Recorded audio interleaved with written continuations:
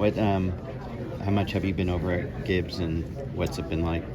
Yeah, I've only been there one day. I went the Thursday after Phoenix and just started trying to get a head start on the seat stuff. And probably spent 4 or 5 hours there. And kind of now till kind of the first week of December, I won't be back over there. So then do 4 days in a row of sim. So it'll be picking up quite a bit, kind of the first 2 weeks of December. But yeah, it's been really good. It's kind of weird because like a large majority of people aren't even there right now just because they're all gone, right? But, still being able to see a little bit on the inside, it's definitely been intense. Like, it's been very eye-opening, I would say, over just being there a couple days, just how different it is. But, at the same time, all I've known is one place for the last 7 years, so I think anything's going to be different, but it's been really good so far. Has maybe the biggest change, I assume you had to swap out personal vehicles and with kids and all the stuff in there, like how was it a challenge? Yeah, that's been a little bit different. It's just like, the vehicle situation, and I had to give my vehicles back before Phoenix. So, trying to go to Phoenix and take my son to school on Tuesday and put car seats in, and now having 3 car seats, like, it's very particular what vehicles even work. So yeah, that's been probably the trickiest part so far.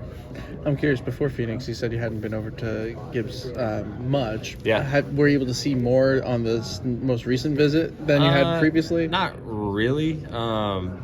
Just because like a lot of people weren't even there. But I did get like my key access and, got the process of getting the laptop started and all that stuff. So I did get to see a little bit more. But I think when I go back to do like the sim stuff, that's when I'll really get to like see everything. But yeah, it's been good so far. It's definitely the hardest part for me is just I don't even know where I'm at in the building. Like their building is so confusing for me because it's like just all these different hallways and stairwells, and I have no idea how to get anywhere. I had to have James just show me how to get back to the marketing side the other day because I was so lost. Did you have to change passwords and come up with new passwords and everything? Because yeah, use the same passwords. Yeah, now it's JGR123 instead of SHR123. Yeah, that'll be another thing. Just my laptop, all my stuff's gonna be totally different now. So that I'm not very good at remembering them as it is. So maybe I can use the auto password or something. When do you kind of expect going back to Gibbs and everything kind of ramping up, given that no one was really there the first time you went? Yeah, I would say, honestly, probably when I go back in December, like for example, the car chief on the 14 car, he's actually going to be the car chief on the 19, and like his first day I think is December 2nd. So I would say when I go back in December, it'll be pretty ramped up. Everybody will kind of be back to normal, and especially once we get to like January, it'll be full throttle. So yeah, I think when I go back and do the sim stuff and get a little more acclimated with everything going on, it'll feel definitely more normal, and we'll get more of a sense of what it's actually going to be like.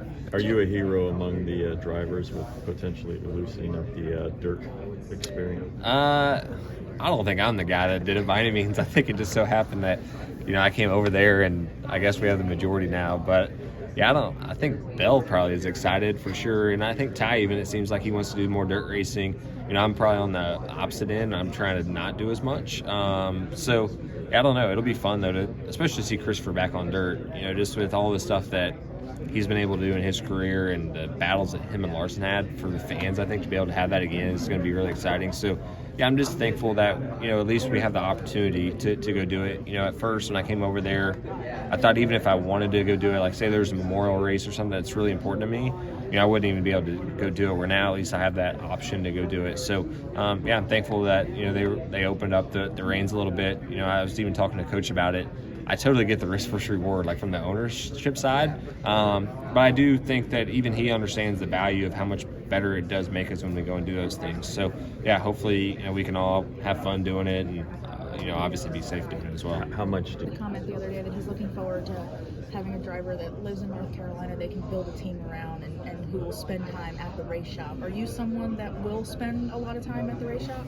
Yeah, for sure. I mean, it gets a little bit trickier now that I have 3 kids, right? But I still go, even at SHR, I'm there at least once a week, sometimes twice a week. So I'm at least there, like I'm involved. I don't know what my JGR week is going to look like yet as far as, the debriefs and the sim stuff, but it is a little bit easier because I do live, in North Carolina, where I think Martin's in Florida or New Jersey. So it does make it a little bit easier from that standpoint, just to be acclimated with the team guys. And, even James was telling me, I don't think they've done sim for like 3 years, just because Martin's never been there. So from that standpoint, I know he's excited just to be able to do sim because it feels like it's going to make them better. But yeah, I feel like I'm definitely one of those guys that tries to like build that relationship with my team guys.